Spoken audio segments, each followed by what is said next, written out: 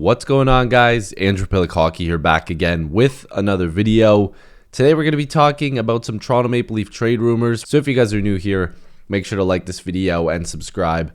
Join the squad. I'd love to have you guys here. There's a lot to get into, and we're getting closer and closer to that NHL trade deadline, so there's lots of news to cover.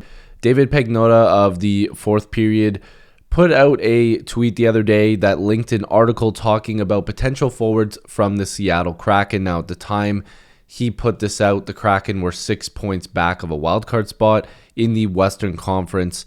And apparently GM Ron Francis is willing to sell off some of his pending free agents ahead of that March 8th trade deadline, like I said, coming up very soon. Now, Eberle is interesting because apparently he is being linked to the Edmonton Oilers, the Toronto Maple Leafs, and the New York Islanders. And there's also the Bruins and Avalanche being in on those guys. Both Eberle and Wenberg are also guys that a lot of teams have been looking after. But there's a lot to go unpack with Eberle and with the Maple Leafs potentially acquiring a forward, because right now the Leafs can't afford to get a big point-getting expensive forward unless they move out significant money. And the reason I'm bringing that up is I'm not saying Eberle is some elite talent or some big-name guy, but he is serviceable, but he's making $5.5 million. That's a good chunk of change for a guy that's more than likely going to be a third-line player for this Maple Leafs team if they were to acquire him. Now, he is on the last year of his deal, $5.5 million, like I did mention before. And if you look at his numbers, last season he was really productive. 20-goal season. The year before that, 20 goals. Like, he's in and around the 20 to 25 goals ever since he's been around the NHL. Like, this guy's been consistently putting up numbers. And, as age is coming, he hasn't been, as productive, clearly. But if you look at the playoffs here, last year, 11 points in 14 games. Like, Eberle has always showed up to big games, even going back to junior for Team Canada. But this year, 29 points in 48 games. Nothing too crazy in terms of the goal category. But by the end of the year, he's probably going to have 15 to 20 goals once again, like he usually has. So for the Maple Leafs to be interested in somebody like Eberle would be really good. Again, I wouldn't be against it. He's somebody that could give the Leafs more scoring options because that's something that they definitely need. But he plays the wing. I think the Leafs, if they were going to spend on a forward, would more than likely want to grab a guy that can play the center position.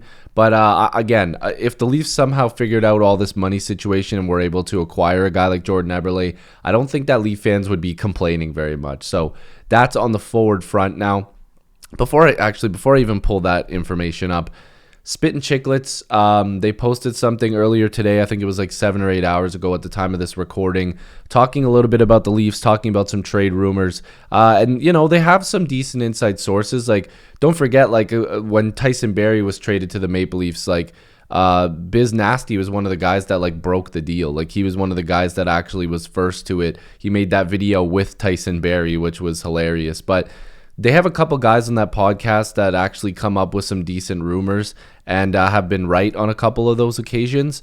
They are saying that the Leafs are interested in Noah Hannafin, which we know that they've been interested in Tanev, but there's been those little rumors that they might be interested in both Hannafin and Tanev.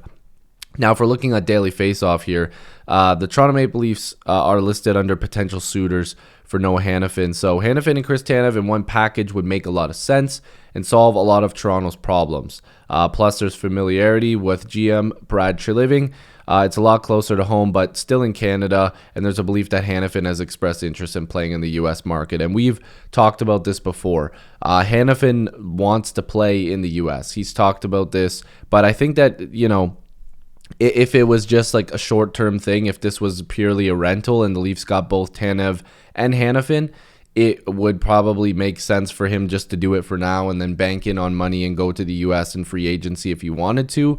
But the Leafs have to be careful, especially in a package like that. You would be giving up quite a lot. I do like Noah Hannafin. I like Tanev as well, but for the sake of the video, we'll check out Noah Hannafin's contract again. We've done this in other videos. And the reason I'm bringing this up again, the price gets higher. $4.9 million is cheap.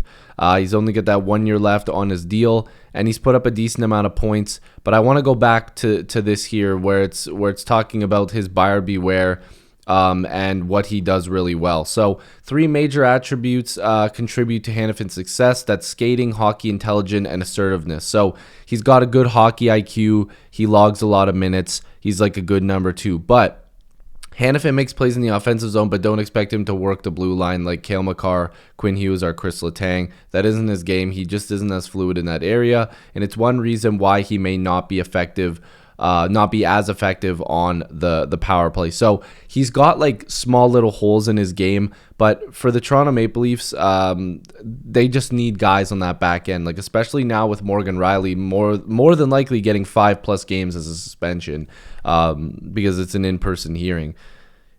And they've got, like, I think Connor Timmins as mono. Excuse me. There's a lot of holes. And Gio has been injured back and forth. The Leafs have had some really big trouble keeping that blue line healthy. So this is going to be tough for them to figure out.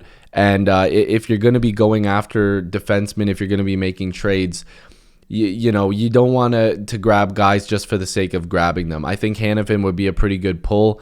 You just have to beware of those little holes in his game. The Leafs need guys that are going to log big minutes. Like like I said before, if you're able to trade, let's say TJ Brody, because it's a $5 million contract, you're going to still have a really solid blue line, especially if you got those two, because you could go Rielly with Tanev.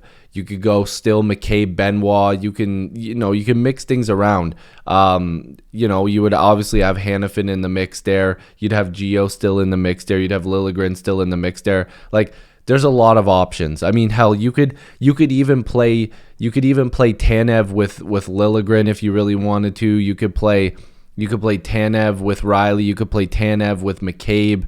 You could play Tanev with Gio again. Like, there's so many options there. And then Hanahan being a really solid number 2, complementing Morgan Rielly, this team would be much better. But the Eberle thing, definitely a little bit different than what I would expect. I don't think that's something that the Maple Leafs are interested in doing, just because it's going to cost them quite a bit. But we'll have to see. Like I said, make sure to like this video and subscribe. Join the squad. I'd love to have you guys here. Make sure to comment down below all the trade suggestions, trade videos that you guys want to see. And yeah, have a lot of fun filming these, so make sure to stick around. I do appreciate you guys, and hopefully I'll see you in the next video or stream. Peace.